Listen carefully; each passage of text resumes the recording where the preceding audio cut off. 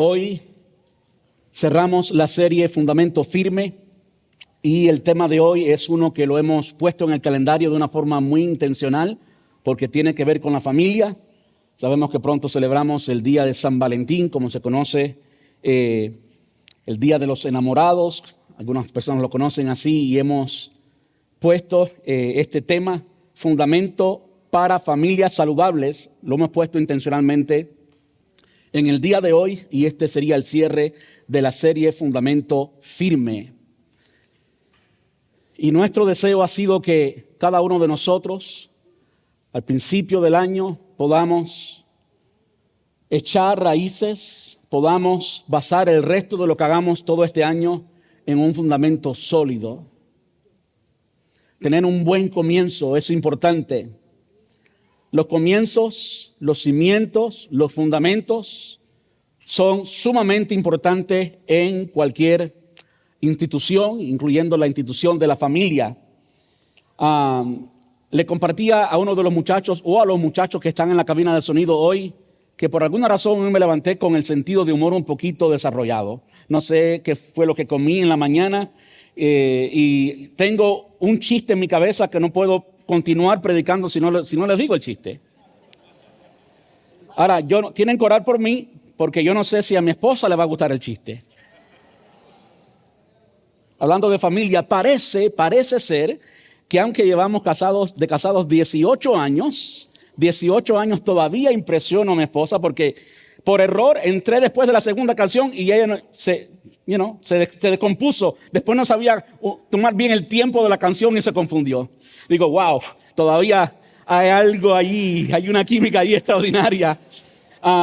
Mi amor, no sé si me estás escuchando, pero te amo mucho, te quiero mucho y sé que el Señor escuchó esa canción con agrado porque sé que lo hiciste de todo corazón. Ahora, dicho eso, vamos entonces a la palabra de Dios. ¿Qué tal si nos ponemos de pie y buscamos en nuestra Biblia Efesios capítulo 5, versículos del 21 en adelante y estaremos leyendo hasta el capítulo 6 y versículo 4. Efesios 5 del 21 en adelante hasta el versículo 4 del capítulo 6. Te diga amén cuando lo tenga.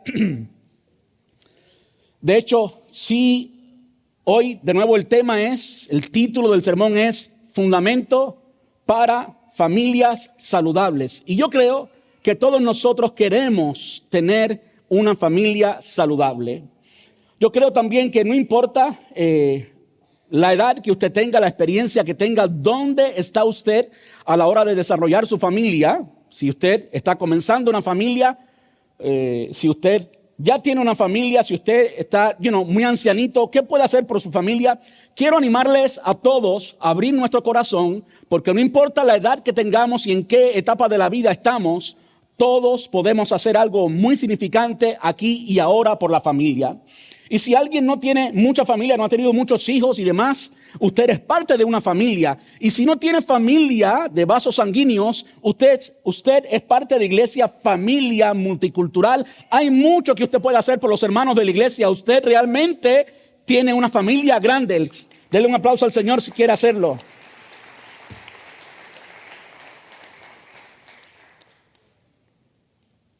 Ahora, si leemos allí en Efesios capítulo 5, versículo 21, esta porción en mi Biblia, en la Nueva Traducción Viviente, está encabezada por un título que no es inspirado, no es que Dios dijo esto, pero el hombre le puso este título, Relaciones guiadas por el Espíritu Santo.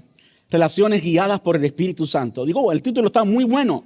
Y digo esto porque lo que vamos a leer ahora es el fundamento. Si usted busca en toda su Biblia algo práctico, fundamental, esencial para la familia, siempre es Efesios capítulo 5. Y en este momento, después de haber hablado de tanta doctrina rica en el libro de los Efesios, la carta del apóstol Pablo a los cristianos que vivían en Éfeso, después de hacer todo eso, comienza a hablar de la aplicación. Y cuando llega aquí al final, no hay una forma mejor de aplicar todo lo que sabemos en la vida cristiana que en casa. Es allí donde realmente aplicamos la palabra de Dios. En otras palabras, nadie conoce mejor cuánto usted aplica la Biblia más que su misma familia. Su familia es quien más sabe el calibre de cristiano que usted es. Y al mismo tiempo no hay otro ambiente mejor para aplicar la vida cristiana que la familia. Ahora, dicho eso, vamos allí y dice el versículo 21, es más, sométanse unos a otros por reverencia a Cristo. No cierre los oídos, por favor. La palabra sométase es una palabra de Dios, tiene buena intención. No es una palabra de machismo, no es una palabra... Abra el corazón. Es más, sométanse unos a otros por reverencia a Cristo. Para las esposas, eso significa sométase cada una, no hay ninguna que se quede fuera, cada una a su marido como al Señor. Los esposos ahora están por la gloria.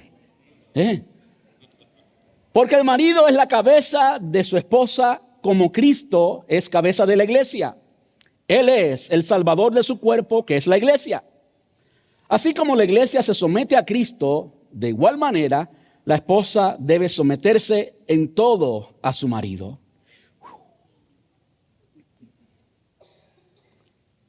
Versículo 25, para los maridos, eso significa, cada uno, igual, todos están incluidos, no hay nadie que tenga una excusa para no hacer esto, cada uno, ame cada uno a su esposa tal como Cristo amó a la iglesia. Él entregó su vida por ella a fin de hacerla santa y limpia al lavarla mediante la purificación de la palabra de Dios. Lo hizo para presentársela a sí mismo como una iglesia gloriosa, sin mancha ni arruga, ni ningún otro defecto. Será, en cambio, santa e intachable. De la misma manera, el marido debe amar a su esposa como ama a su propio cuerpo. Pues un hombre que ama a su esposa en realidad demuestra que se ama a sí mismo. Nadie odia su propio cuerpo, sino que lo alimenta y lo cuida tal como Cristo lo hace por la iglesia. Y nosotros somos miembros de su cuerpo. Versículo 31, como dicen las Escrituras, el hombre deja a su padre y a su madre y se une a su esposa, y los dos se convierten en uno solo. Eso es un gran misterio, pero ilustra la manera en que Cristo y la iglesia son uno. Por eso le repito, y con esto termina, cada hombre debe amar a su esposa como se ama a sí mismo, y la esposa debe respetar a su marido. Versículo 1 del capítulo 6, ya le había dado una entonación de fin a eso, no hemos terminado todavía. Hijos, la familia no está completa sin los hijos. Hijos, obedezcan a sus padres porque ustedes pertenecen al Señor, pues esto es lo correcto. Honra a tu padre y a tu madre. Ese es el primer mandamiento que contiene una promesa. Si honras a tu padre y a tu madre, te irá bien y tendrás una larga vida en la tierra. Padres, no hagan enojar a sus hijos con la forma en que los tratan.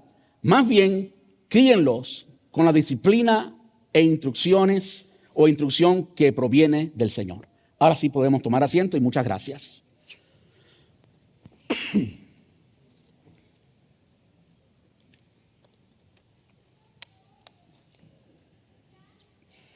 Como vamos a ver hoy y como hemos visto en esta serie, el fundamento, el cimiento, la zapata de cualquier edificio es quizás la parte más importante del edificio en cuanto a estructura, en cuanto a ingeniería civil se refiere. La fundación, la zapata, el fundamento es importante. Ahora, si usted necesita sabiduría de Dios para dirigir su familia, yo la necesito. Si usted necesita sabiduría de Dios para dirigir su familia y usted quiere saber lo que Dios, el diseñador de la familia, dice, usted acaba de leer exactamente en una forma compactada, en una forma que incluye mucho consejo de otros libros también, en Efesios capítulo 5 y la primera parte del capítulo 6, usted acaba de escuchar la receta perfecta. Y esta receta es como la de antibióticos. Usted tiene que tomar la serie completa y tiene que hacerlo en el horario correcto. Lo que quiero decir con esto es, cuando usted quiere aplicar el diseño de Dios para su familia, lo tiene aquí, aplíquelo, vívalo. Si usted quiere consejo para su familia, directo de Dios, sin explicación de ningún hombre, Apréndase de memoria Efesios capítulo 5 y la primera parte del capítulo 6 y allí va a tener la respuesta. Si solamente aplicamos eso, si solamente vivimos eso, si somos obedientes a los mandamientos, porque son mandamientos, no son sugerencias opcionales, son mandamientos para la iglesia y es la forma en que demostramos la vida cristiana en el hogar, es la forma en que somos creyentes. Y usted aplica esto, usted va a tener éxito en su matrimonio. ¿Usted me escuchó bien?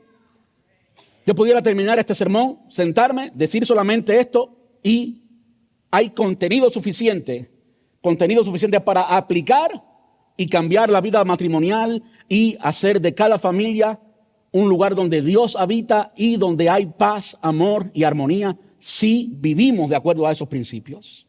Ahora, por supuesto, no voy a terminar el sermón en solo 10 minutos. Hubiera sido el sermón más corto que he predicado jamás. Nunca he podido predicar menos de 10 minutos. Así que vamos a la palabra de Dios y vamos a ver en la palabra de Dios más acerca de fundamentos y cosas que están en contra nuestra, cosas que se oponen, vientos contrarios. ¿Por qué vamos a enfocarnos hoy en eso? Porque de acuerdo al suelo que tenga un sitio, de acuerdo al tipo de suelo que tenga un sitio, puede ser arenoso, puede ser rocoso, puede ser arcilla. Se da cuenta que no todos los pisos o no todos los suelos son iguales. De acuerdo al tipo de suelo, entonces usted determina cómo va a ser su fundación. Eso es un aspecto muy importante. Hay varios aspectos. Uno, quizás el más importante, es ese. ¿Qué tipo de suelo, en qué tipo de suelo usted va a construir? Y de nuevo, eso va a determinar cómo va a ser su fundación. Si está construyendo en un terreno arenoso, Jesús habló precisamente de esto en una de sus parábolas. Usted sabe que tiene que buscar roca firme, tiene que hacer una fundación profunda, porque la arena no es un suelo estable para que usted pueda construir algo grande encima de la arena, ¿verdad que sí? Pero si usted construye encima de la roca es sólida suficiente, no tiene que cavar tan profundo. Creo que no hay mucha necesidad de explicar más al respecto. Lo que queremos que vea es que el tipo de suelo determina cómo va a ser su fundación, cómo va a ser su zapata. Ahora, no solamente el tipo de suelo, sino la carga de la estructura. ¿Qué tan alto va a ser su edificio?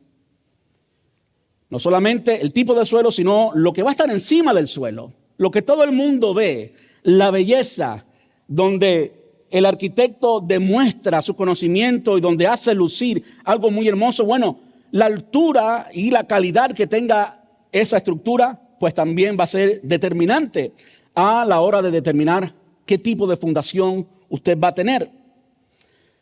Si consideramos, y va a haber una pantalla, ya está en sus pantallas esta imagen.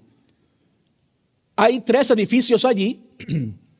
Un edificio ya no está. Son las Torres Gemelas, Twin Towers del World Trade Center en New York. La torre principal o la torre del norte tenía unos 1,368 pies. 1,368 pies de altura. Imagínense eso. Muy alta. La torre del sur tenía unos 1,362 pies de altura. Por esa razón, y las imágenes que aparecen en sus pantallas, especialmente cuando se trata de la fundación o el cimiento, lo que está debajo de la tierra, no es realista. Es decir, no es exactamente como luce en la pantalla. La parte superior, los edificios como tal, sí representan de alguna forma fidedigna los edificios. Quería decirle eso para que no piense que lo que está viendo en la pantalla es como realmente luce. No es realista, es simplemente una ilustración. Ahora, de nuevo, el edificio del norte de las Torres Gemelas tenía 1,368 pies de altura. El de la Torre del Sur, 1,362. Y por esa razón, la fundación, el cimiento o la zapata tenía unos 70 pies y otros 90. 90 pies de profundidad. Si usted sabe, si usted tiene una imagen clara en su mente de medidas, usted sabe que es una fundación muy profunda. Además, especialmente estos edificios del World Trade Center, de los Twin Towers, que por supuesto ya no están. El cimiento estaba construido bajo lo que se llama un bathtub, una batea o una bañera.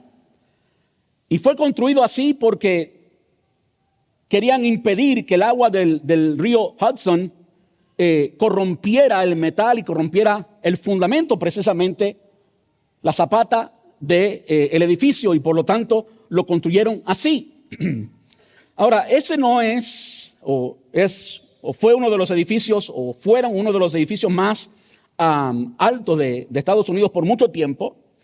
Ahora, hay un edificio en Malasia conocido como las Torres Petronas en Malasia, que es el récord más grande en términos de profundidad de cimiento. Tiene 393 pies de cimiento. Quiere decir, usted ve la torre y muy linda, muy hermosa, pero por debajo hay 393 pies de cimiento.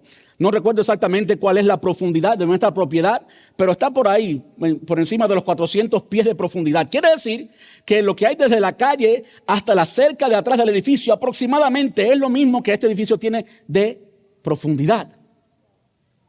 Imagínense lo importante que es el cimiento, la zapata, la fundación para construir algo tan hermoso como estos edificios.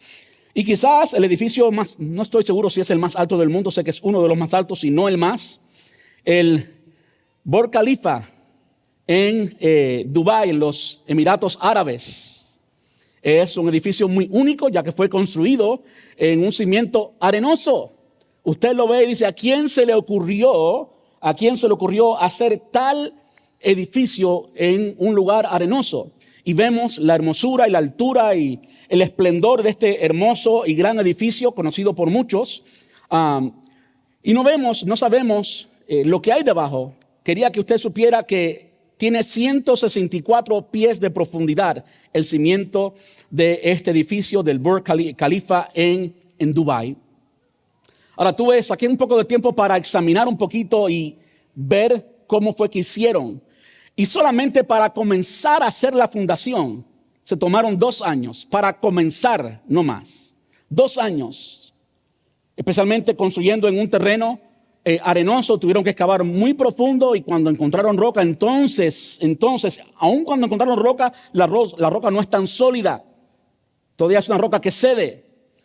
Y debajo de esta plataforma que luce como, tiene como 3 alas, tiene como 3 alas, debajo a esa plataforma de concreto le hicieron como tubos, porque alguien pensó que cuando usted trata de poner algo afilado o algo fino en la arena, aunque es fino, llega un momento que la presión de la arena lo detiene.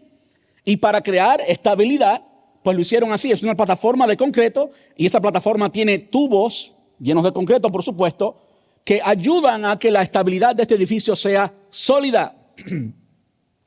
Sólida. Ahora, si usted piensa en términos de zapata o fundación o fundamento, y usted compara estos edificios en el condado de Hillsborough, en el condado donde vivimos, las casas tienen una fundación que el requerimiento es de unas 20 pulgadas, menos de 2 pies. Imagínense. Podemos hacer comparación entre los edificios tuyos y los nuestros con estos edificios y entendemos que para construir algo grande y algo de esplendor hay que cavar profundo, hay que construir una zapata, una fundación sólida, bien establecida. En el condado de Hillsborough,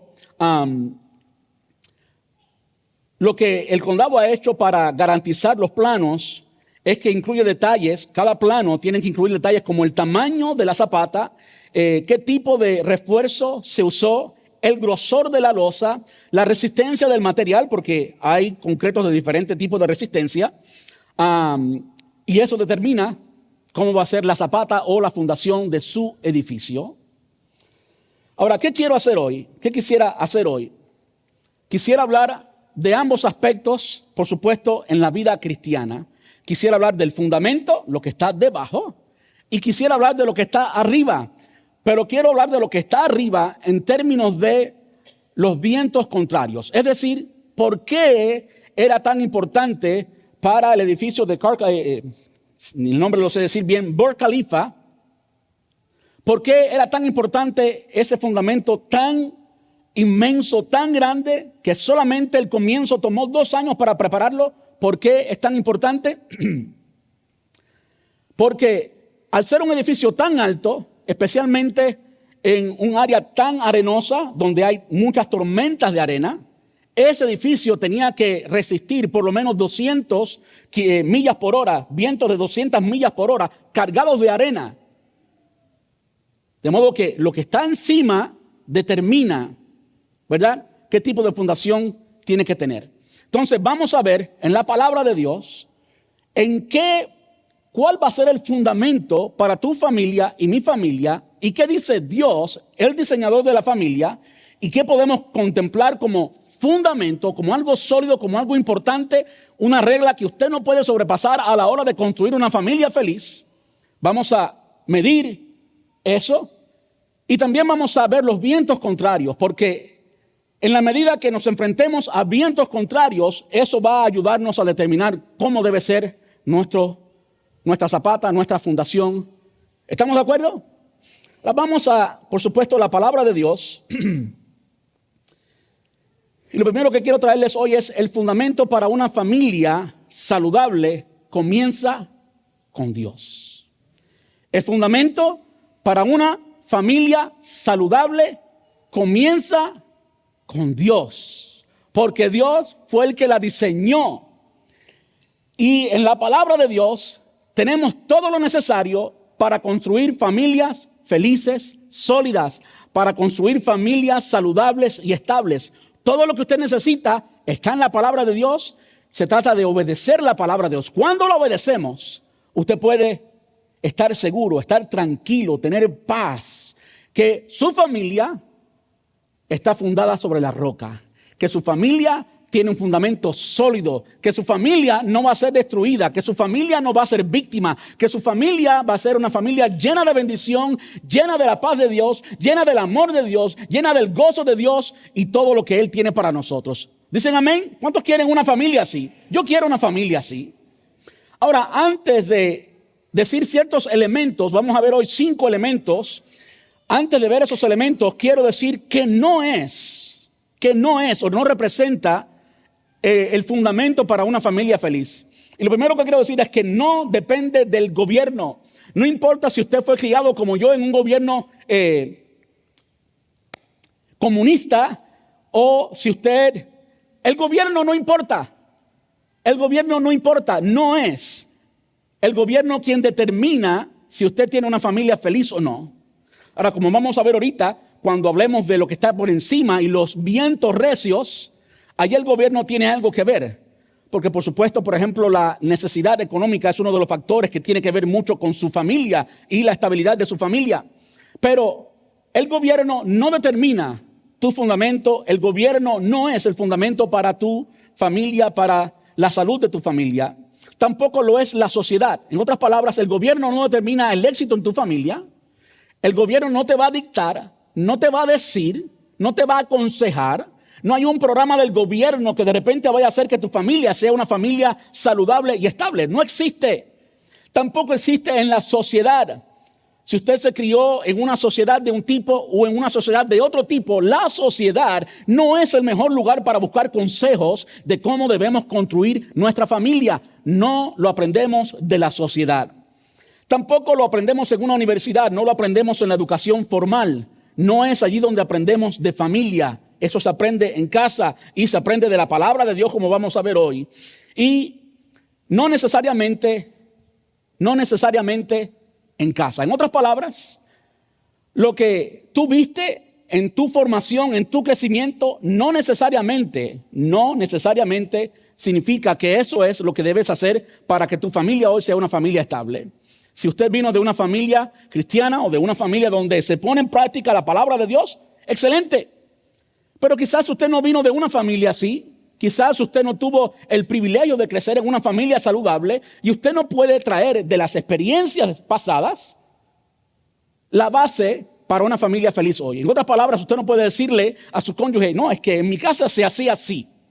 Y establecer eso como regla, porque la forma en que se hacía en tu casa no necesariamente es una forma bíblica o no necesariamente es una forma saludable. En otras palabras, no es el fundamento. Entonces, de nuevo, no es el gobierno, no es la sociedad, no es la educación formal, no lo aprendemos en una universidad y no necesariamente lo aprendemos en nuestro pasado, en cómo lo modelaron nuestros padres o nuestros familiares. Solo en la palabra de Dios tenemos el diseño original. Solo en la palabra de Dios tenemos el diseño original. Yo quiero pasar, y tengo que hacerlo muy en breve porque son 5 pilares fundamentales. Y en estos 5 pilares voy a tomar ciertos pasajes bíblicos que establecen, y no voy a debatir mucho. Solamente quiero que usted apunte estos 5 pilares, van a aparecer en sus pantallas. Y mire cómo es Dios, que el que diseñó la familia nos dio mandamientos. Muchos de ellos lo vemos en el pueblo de Israel, algunos en el Nuevo Testamento. Nos dio mandamientos. Yo digo, bueno, ¿cómo es que ofendemos a Dios al no practicar estos mandamientos si lo que hagamos con nuestra familia no afecta el carácter de Dios? Dios es Dios. Dios continúa siendo Dios, no importa lo que usted haga. ¿Por qué Dios se ofendiera cuando usted y yo no practicamos uno de estos mandamientos? Es porque Dios nos ama.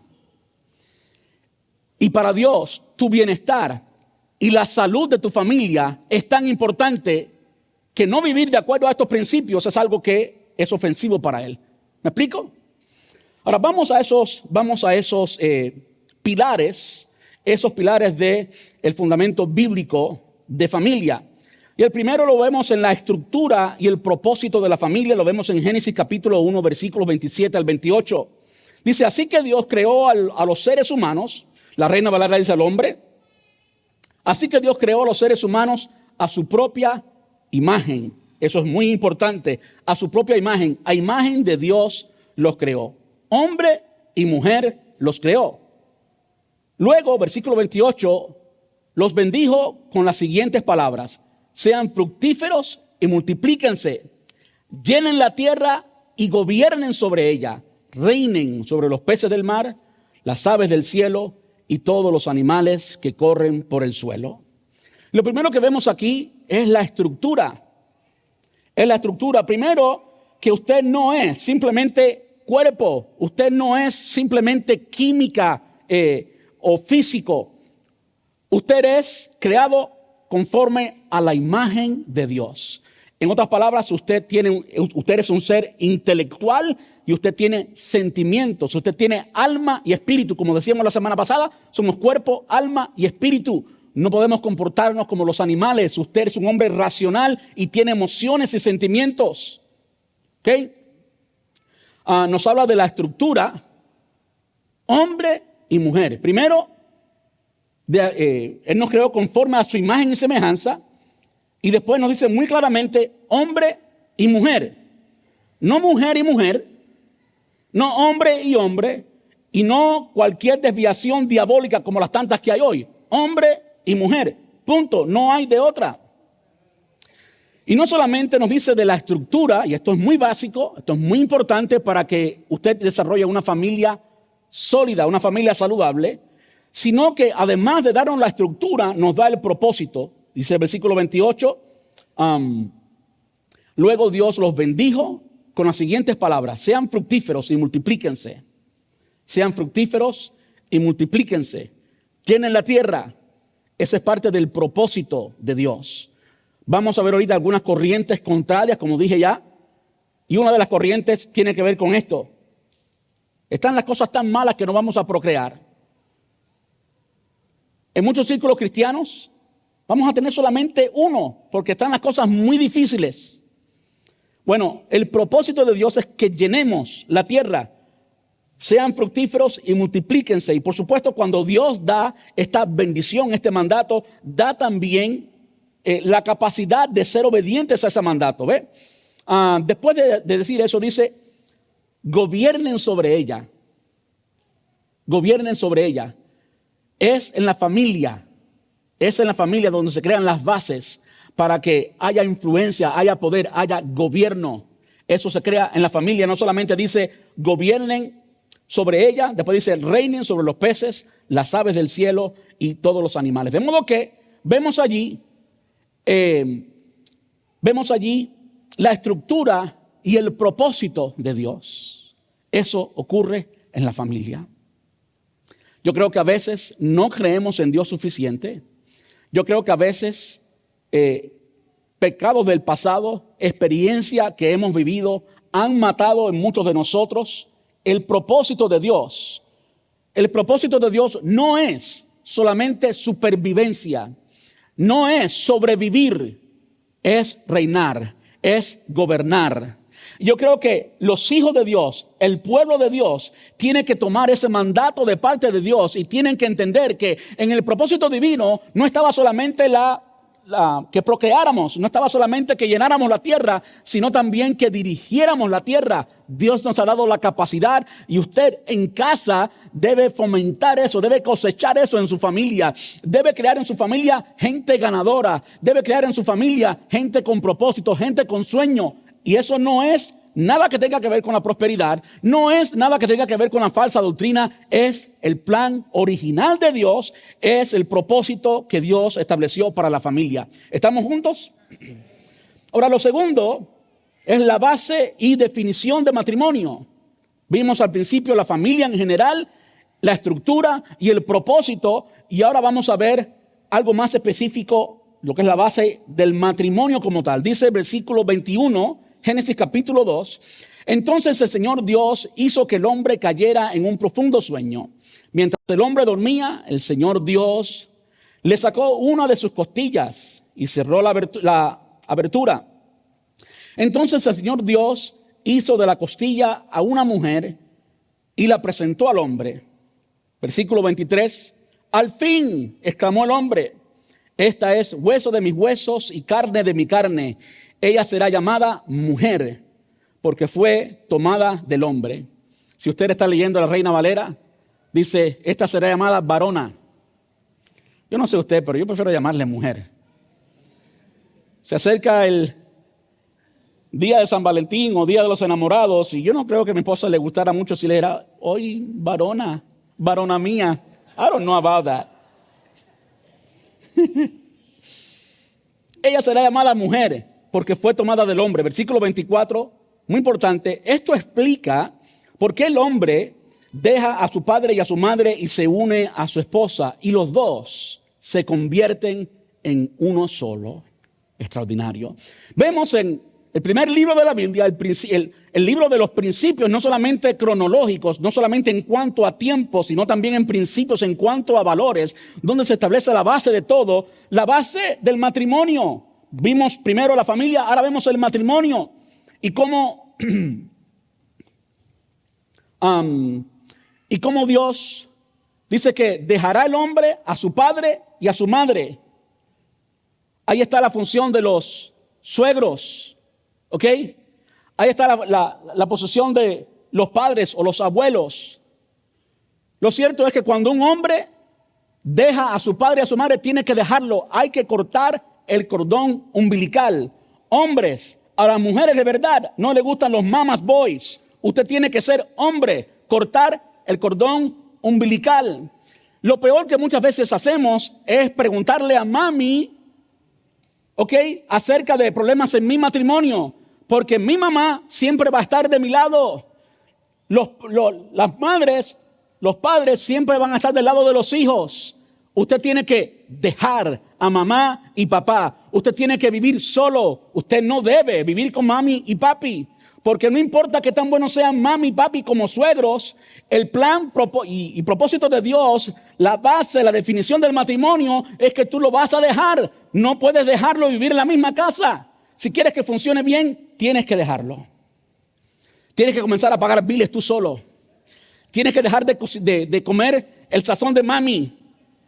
Las mamás, por favor, dejemos de alimentar a los hijos adultos que ya están casados. Que cocinen o que cocine, que alguien cocine, pero que aprendan a cocinar. Porque a ninguna mujer le gustan los mamas boys, ¿verdad? Dejará el hombre a su padre y a su madre y se unirá a su mujer y se convertirán en uno solo. Notemos que allí no hay opciones para Juan y Pepe o Juan no. El hombre y la mujer se unen y se convierten en una sola carne. Ese proceso de convertirse en una sola carne, allí es donde realmente tenemos que dejar de ser uno o dejar de ser dos para ser uno. Allí es donde realmente tenemos que morir. Allí es donde tenemos que demostrar el amor. Y en eso es básico y esencial para la eficiencia del matrimonio. Usted no puede arrastrar a mami, papi y todo el mundo por allá. Y por acá el otro cónyuge arrastra a todo el mundo y se forma una bomba atómica. No. Deja a mami, papi, únete y conviértanse en uno. Conviértase en uno significa que tú das el 100%, yo doy el 100% para convertirnos en uno. No significa que tú das 50 y yo doy 50. No. Damos 100 cada uno para convertirnos en uno.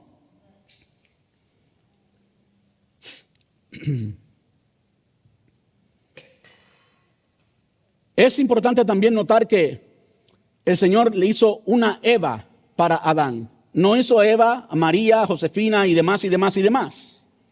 Hizo una.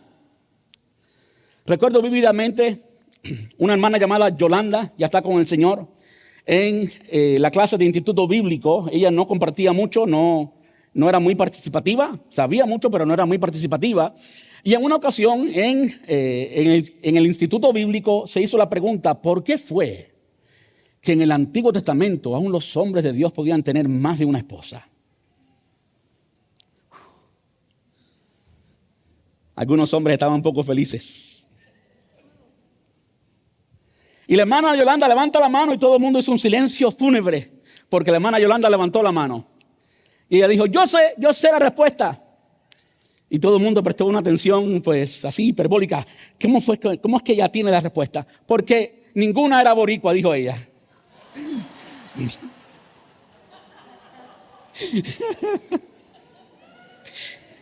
Si hubiera sido boricua, no podía tener más de una.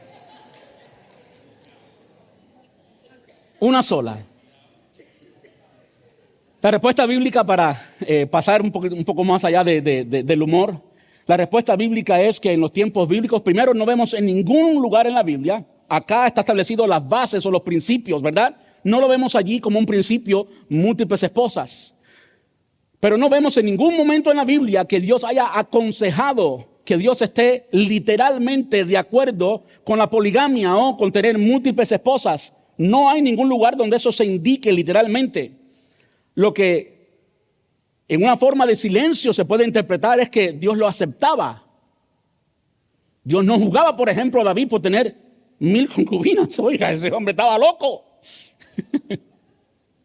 Estoy jugando, por supuesto. ¿Qué pasaba? Que en la sociedad en aquellos tiempos, si una mujer no tenía esposo, terminaba en pobreza extrema, incluyendo muerte de hambre, o terminaba en la prostitución. Entonces, socialmente, lo más aceptable era que si un hombre tenía la capacidad económica para tener más de una esposa, pues eso era lo más aceptable en la sociedad. Pero ni a David, ni a Abraham, ni a ninguno de los hombres de Dios nunca le funcionó bien tener más de una. ¿A quién se le ocurre?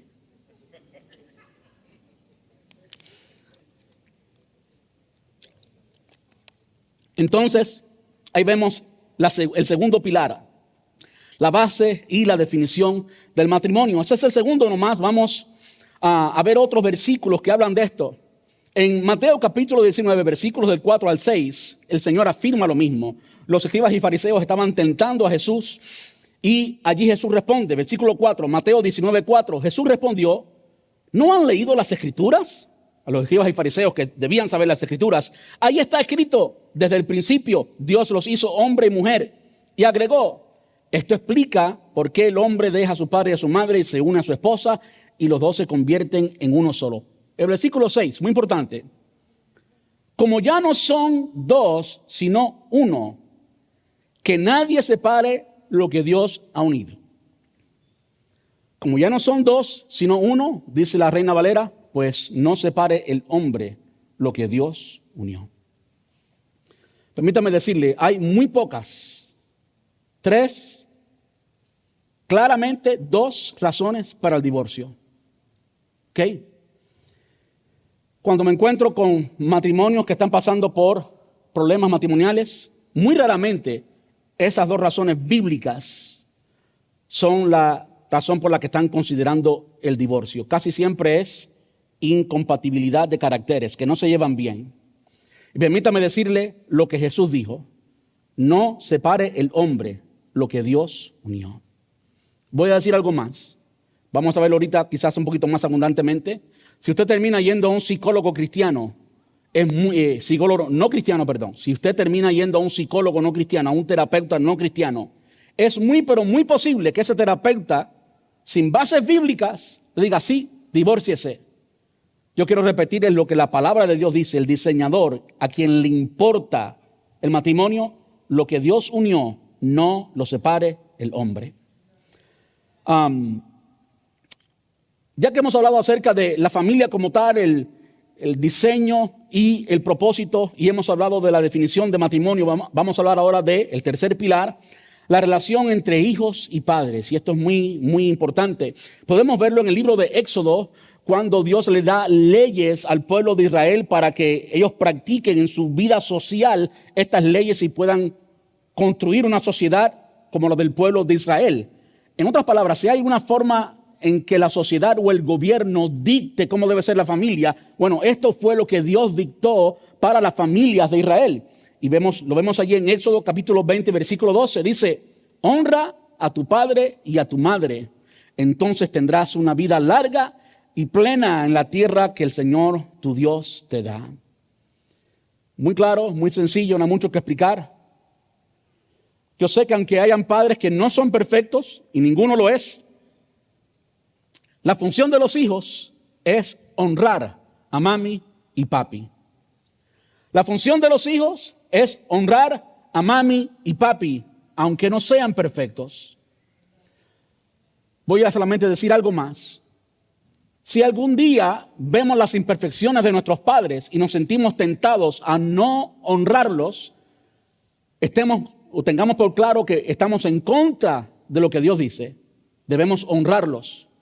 Pero simplemente para hacerlo con una mayor simpatía, dése la tarea de preguntarle a mami y papi cómo fue su niñez, cómo fue su formación, por lo que pasaron, porque cada persona es una historia. Y yo le garantizo que en la mayoría de los casos, usted va a entender y va a ser mucho más propenso a honrar a mami y papi después de tú conocer bien la historia de mami y papi. Muchas veces son tan imperfectos, fueron tan brutos, cometieron tantos defectos o tantos errores por la formación que ellos tuvieron. Si no, Dios no lo hubiera establecido como una ley para el pueblo de Israel. En Efesios 6, capítulo 6, de versículos del 1 al 4, fue lo que leímos al principio. El apóstol Pablo lo establece como base también para los cristianos que vivían en la ciudad de Éfeso. Dice: hijos, obedezcan a sus padres porque ustedes pertenecen al Señor. Pues esto es lo correcto. Honra a tu padre y a tu madre. Ese es el primer mandamiento que contiene promesas. Si honras a tu padre y a tu madre, te irá bien y tendrás una larga vida en la tierra. Ahora, me encanta cómo el apóstol Pablo aquí va un poquito más profundo. Y no solamente le dice a los hijos que honren a los padres, sino que le dice ahora a los padres cómo tú puedes lograr que tu hijo te honre. Yo creo que los niños terminan siendo lo que los padres formamos. Los niños terminan siendo lo que los padres formamos. En otras palabras, el producto final de un niño, cuando alguien llega a la adultez, es producto de lo que los padres formaron, es responsabilidad de los padres. Los niños no son responsables de quienes ellos terminan siendo. Son los padres los que tenemos la responsabilidad de criar y formar a nuestros hijos. Por eso, después de decirle a los hijos que deben honrar a los padres, ahora le dice a los padres: padres, no hagan enojar a sus hijos con la forma en que los tratan. Más bien, críenlos con la disciplina e instrucción que proviene del Señor. Padres, no hagan enojar a sus hijos en la forma en que los tratan, sino más bien críenlos con disciplina Usted está notando algo aquí. La mayoría de las veces que hacemos enojar a nuestros hijos es cuando ponemos disciplina. Ve y recoge tu cuarto. Ve y haz la tarea. No iPad hasta que termines la tarea. ¿Sí o no? Eso es establecer disciplina y muchas veces los hijos se enojan por esto, ¿verdad? Ahora, leamos de nuevo. Padres, no hagan enojar a sus hijos con la forma en que los tratan. Más bien, críenlos con la disciplina e instrucción que proviene del Señor. ¿A qué se está refiriendo aquí? Muchas veces, los hijos terminan teniendo ira o enojo. ¿Por qué? ¿Cuáles son las razones? ¿Y qué es lo que el apóstol le está enseñando aquí a los cristianos de Éfeso? ¿Qué tal cuando prometemos y no cumplimos? Padres, yo he estado allí muchas veces y mis hijos tienen la transparencia de poder decirme, es que tú me dijiste que íbamos a hacer esto y no lo hicimos. Qué bueno cuando tu hijo te dice eso. Ese no es el momento para decirle cállate. No, ese es el momento para que tú te calles y escuches. Yo estaba allí, no se lo estoy diciendo en una forma arrogante. Cuando un hijo tiene la libertad de decirte y está enojado, es que tú me prometiste esto y no lo cumpliste. Ahora somos nosotros los padres los que tenemos que aprender de nuestros hijos. Callarnos y aceptar que no hicimos lo que teníamos que hacer. A eso se está refiriendo. No se está refiriendo a que los hijos se enojan a la hora de corregirlos, a la hora de enseñarles disciplina o de instruirlos. No se está refiriendo a eso porque es lo que está aconsejando. Más bien, críenlos con la disciplina e instrucciones del Señor. Entonces, ¿a qué se está refiriendo el apóstol Pablo aquí? ¿Cuáles son las cosas que no debemos hacer que causan el enojo de los hijos? Bueno, ya mencioné una. No escucharlos o no cumplir con lo que hemos prometido. ¿Qué tal el tiempo que le damos a nuestros hijos?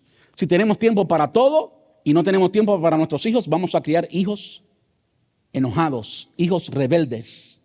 Si somos los mandamás en la casa, pero no demostramos amor, mira, a mí no me importa si usted es el padre. Si usted quiere ganarse el corazón de su hijo, usted tiene que demostrarle amor hasta que su hijo sepa con absoluta certeza de que él es amado por su padre. Y entonces usted puede corregirlo. Tú no vas a decir a mí cuándo corregir a mi hijo. Sí, usted puede corregirlo cuando usted quiera.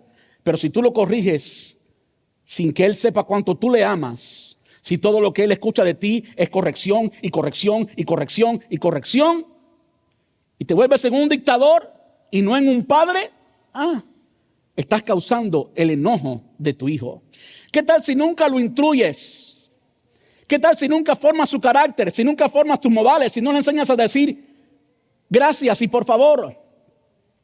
Para los padres machistas, cuando le decimos por favor a un hijo, no es que le estemos pidiendo un favor, a veces le estamos dando una orden. Le decimos por favor para enseñarles modales y que se dice por favor. Y que se dice gracias. Son cosas que tenemos que enseñarle. Instrucción, es lo que está diciendo aquí, disciplina e instrucción. Entonces, cuando no instruimos a nuestros hijos y no lo disciplinamos, ese hijo va a vivir una vida airada porque no lo preparamos para la vida y eso es culpa de los padres.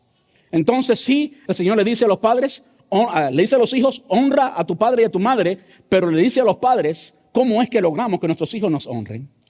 Y qué hermoso es cuando un padre ha hecho el trabajo correcto y ver que los hijos terminan honrando a los padres. ¡Qué bueno es!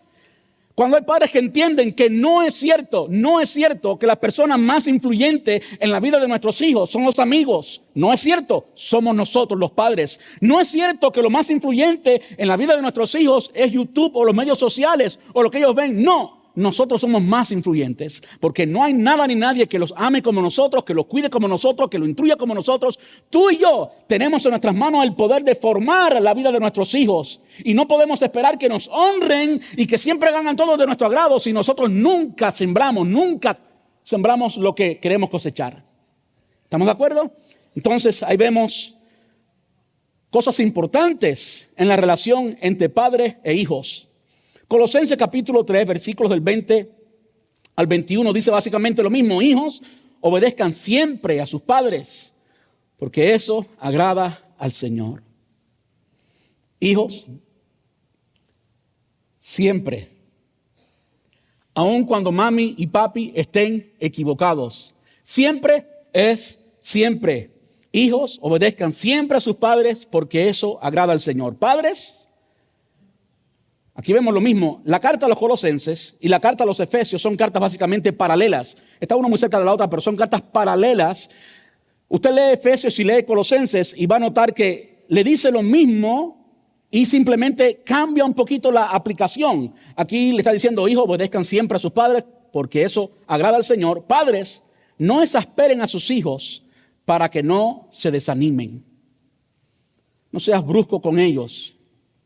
No seas áspero con ellos para que no se desanimen. Proverbios capítulo 22 y versículo 6. Dirige a tu hijo por el camino correcto y cuando sean mayores no lo abandonarán. Cuando son niños, ese es el momento de instruirles, no cuando son hombres.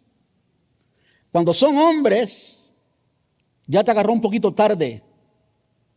Tenías que hacerlo cuando eran niños. Instruye al niño en su camino. Y entonces, él va a escucharte. Salmo 127, versículos del 3 al 5. Y esto nos habla de cómo debemos mirar a nuestros hijos. Cómo debemos mirar a nuestros hijos. Hay veces que los padres no consideramos a los hijos como Dios dice que debemos considerarlos. Y esta es la forma. Los hijos son un regalo del Señor. Son una recompensa de su parte. Los hijos que le nacen a un hombre joven son como flechas en manos de un guerrero. En otras palabras, Dios te los da sin nada en el disco duro, sin ninguna experiencia. Sí tienen el pecado original, son egoístas y exigen lo que quieren cuando lo quieren, no le importa nada a los niños, entiendo. Ahí vemos el pecado original. Pero lo que surja de ese niño es tu responsabilidad, es mi responsabilidad. Y tenemos que entender que son un regalo del Señor, que son una bendición y son como saetas que podemos lanzar. Cuando usted lo prepara, cuando usted lo afila, cuando usted le da cariñito y usted lo prepara y usted siembra sueños en ese niño y le dice, yo te voy a enviar y vas a lograr esto y vas a lograr aquello. Y tú eres un ganador, tú no eres un perdedor. No, y tú no eres feo, no, y tú no eres estúpido, tú eres inteligente. A veces en mi familia cuando cometemos estupideces, uno de mis hijos dice, o mi hijo, porque tengo uno solo, ya saben quién es. Yo estaba tratando de ocultarlo, pero no puedo. I'm so stupid. No, jamás diga que eres estúpido, porque no lo eres. No lo eres. Así es que formamos esas flechas y podemos lanzarlos y podemos lanzarlos lejos. Podemos lanzarlos lejos. Lo hacemos con el poder de nuestra boca, con el poder de la formación. Tenemos que estar de acuerdo con Dios y no en contra de lo que Dios ha dicho. Los hijos son un regalo del Señor. No importa si no es el más inteligente, no importa si ha hecho cosas incorrectas. Está en tus manos. Son un regalo del Señor, son una recompensa. Y el hombre joven que llena su aljaba de ellos,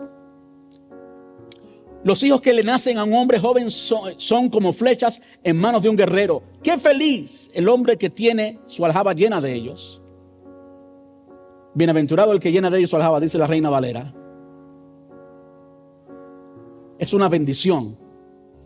Son una bendición. Nos cuestan mucho, nos dan mucho que hacer, muchos dolores de cabeza. No nos dejan dormir cuando son niños y después nos gastan todo el dinero. Y dejan el cuarto sucio, pero son una bendición. Qué feliz es el hombre que tiene su aljaba llena de ellos. Quizás nuestra sociedad nos diga lo opuesto, que aquellos que tienen muchos hijos están locos. Y usted va a su casa y hay mucho reguero. Y usted dice, pero ¿cómo pueden? Son muy bendecidos, es lo que están haciendo. Simplemente están pagando un precio alto. Y esa es la tercera, o el tercer de los pilares. El tiempo se me acaba, vamos a ver solamente los pilares y el próximo domingo vemos los vientos recios, los vientos que vienen en contra, ¿verdad? Vamos a hacerlo así para no tenerlos aquí 2 horas. El cuarto de los pilares es los deberes conyugales en el matrimonio. Un poco redundante, deberes conyugales, si es conyugales es en el matrimonio, pero para que no haya confusión, es en el matrimonio, no es en la vida unión, en la unión libre. No es en otra forma de relación que no sea matrimonio, con anillo, con compromiso, con viles unidos, con deudas unidas. ¿Ok? No solamente viendo la cara linda y el pelo bien arreglado, sino verla despeinada y sucia. ¿Ok? No es solamente cuando las curvas te vuelven loco, sino cuando está en la casa y no ves tantas curvas y está la cocina sucia. Ese es el momento. Le doy un aplauso al Señor.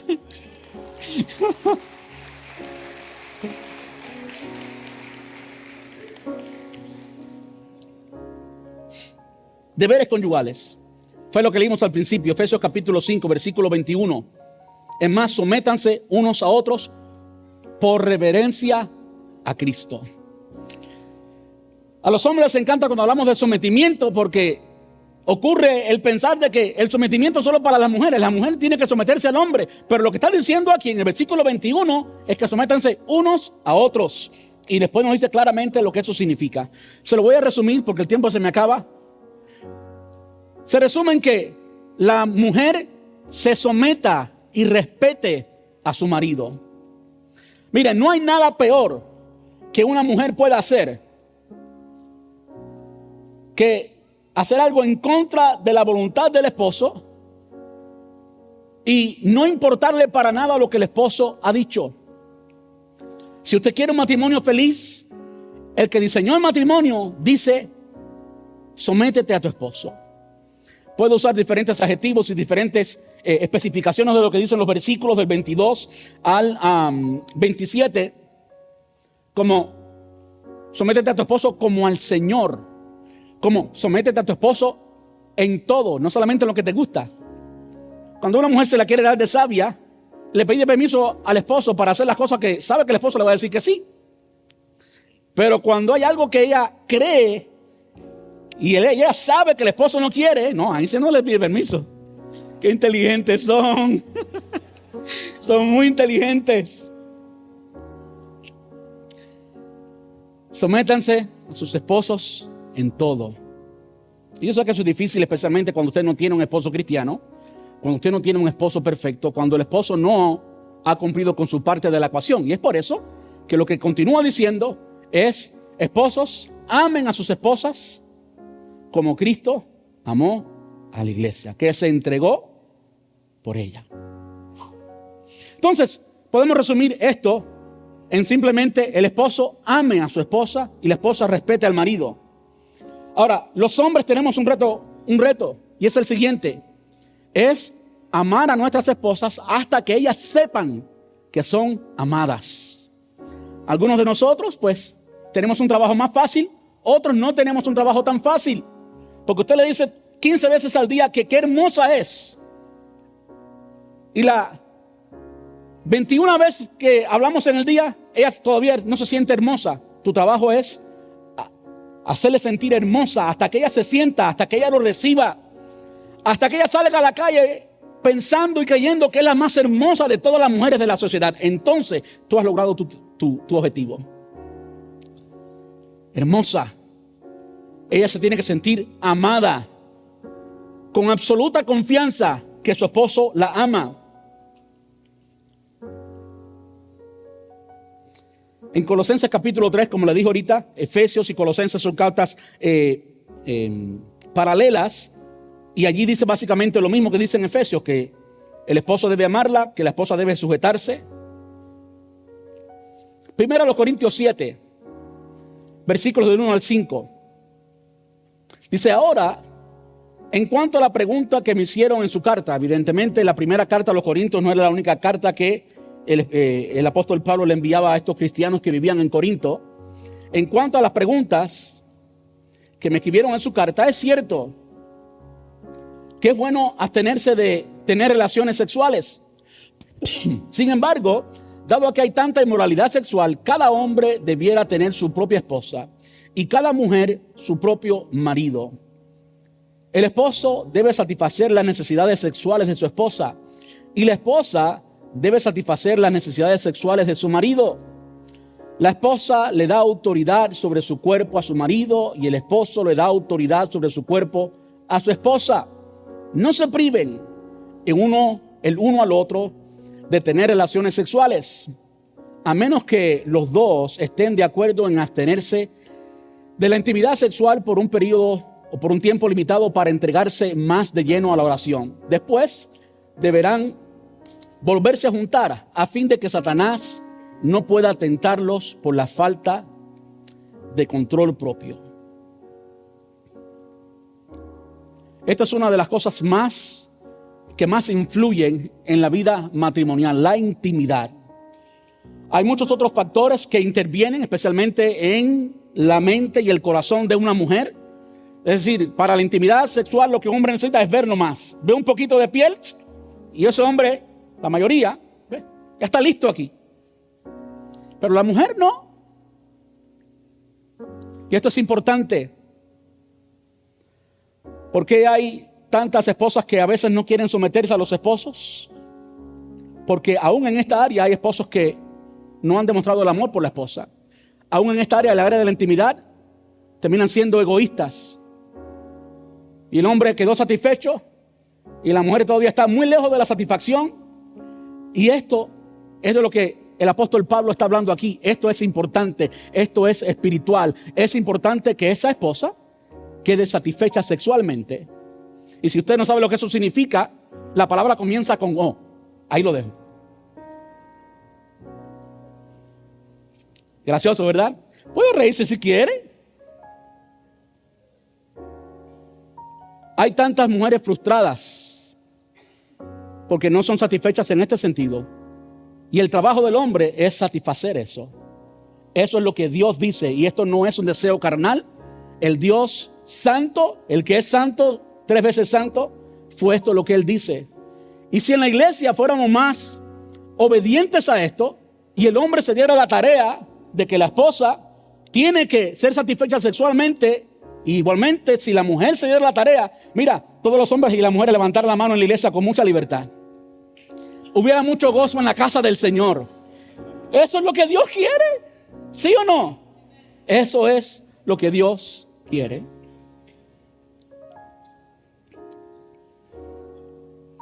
La esposa le da autoridad sobre su cuerpo al esposo y el esposo le da autoridad sobre su cuerpo a la esposa. Ambos.